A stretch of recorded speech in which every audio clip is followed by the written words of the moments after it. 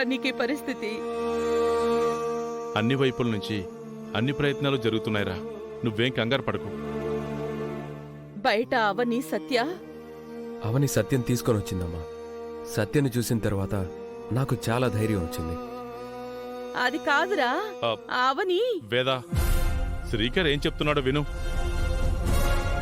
సత్య ఏదైనా case take up చేయాలంటే అందులో న్యాయం ఉండాలి.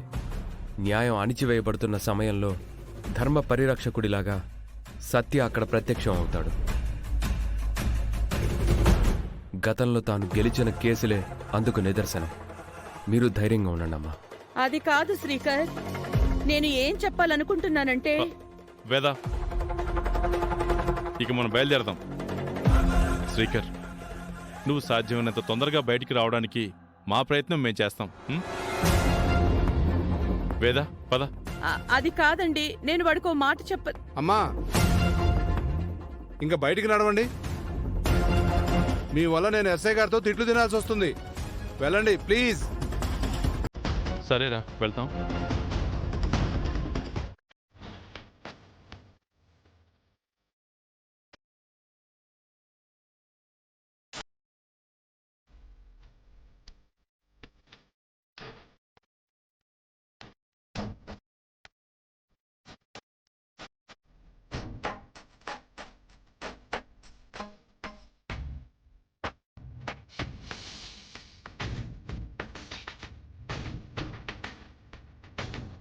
అక్కడ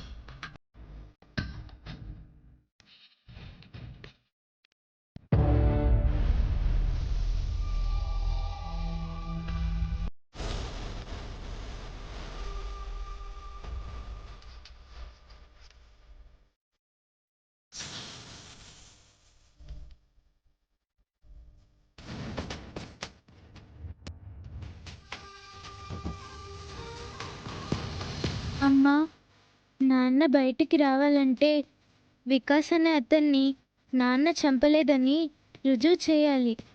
ఈ విషయంలో మాకు సహాయం చేయాలమ్మా.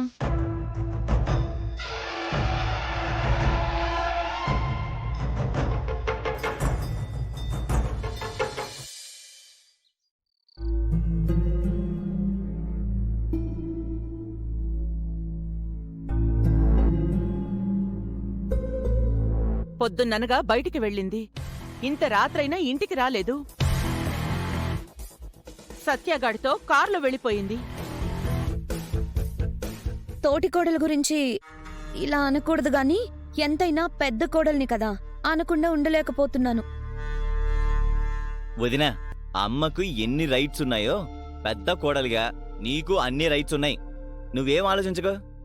ఏం చెప్పాలనుకుంటున్నావో చెప్పేసేయ్. శ్రీకర్ స్టేషన్లో ఉన్నాడు. ఇటువంటి సమయంలో ఇంటి చిన్న కోడలు పరాయి మగాడితో రాత్రిపూట బయట షికార్లేంటి?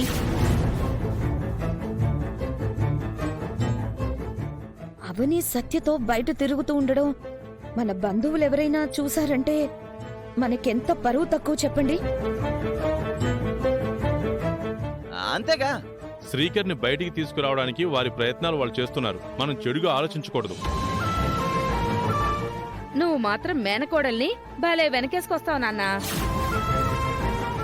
అవని ఏం చేసినా మీకు తప్పులాగా అనిపించదు. అది మట్టి పట్టుకుంటే బంగారం అంటావు, చెడు చేస్తే మంచి అంటావు. అది కాదు వసంత, కొన్నిసార్లు ముఖ్యమైన పనుల మీద బయటికి వెళ్ళినప్పుడు అనుకోకుండా ఆలస్యం అవుతుంది కదా. మామయ్య, అవని అంటే మాకు ప్రత్యేకమైన కోపమేం లేదు. అవని చేసే పనుల వల్లనే మాకు కోపం వస్తుంది. కాలేజ్ రీయూనియన్ ఫంక్షన్ అప్పుడు కూడా అర్ధరాత్రి వరకు తిరిగొచ్చింది. అప్పుడు కూడా శ్రీకర్ చెన్నైలో ఉన్నాడు. మన ఫ్యామిలీ ఏమైనా పబ్బులకు వెళ్లే బ్యాచ్ అయితే ఎవరి గురించి ఆలోచించే అవసరం ఉండేదే కాదు. సంప్రదాయబద్ధమైన కుటుంబం మంది. ఒక్కరు తప్పు చేస్తే అందరికీ చెడ్డ పేరు వస్తుంది కదమ్మా. ఇంట్లోని ప్రతి సభ్యుడు సభ్యురాలు అది ఆలోచించాలి కదా. సత్యతో కారులో తిరుగుతూ ఉండడం, సత్య ధైర్యంగా మన ఇంటికి వస్తూ ఉండడం, వీటిని మనం ఏ విధంగా తీసుకోవాలి? ఖచ్చితంగా వాళ్ళ మధ్య ఉండకూడంది ఏదో ఉందని, నడవకూడందేదో నడుస్తుందనే కదా అర్థం. వదినా, ఈ మాట నేను అనలేకపోయాను గాని నువ్వైతే కరెక్ట్గా అన్నావు.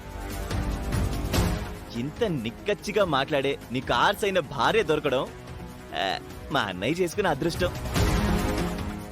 అవని సత్యతో వెళ్లడం, అక్షయ పూజలంటూ వెళ్లటం మన ఇల్లు ఎటుపోతుందో అర్థమే కావట్లేదు.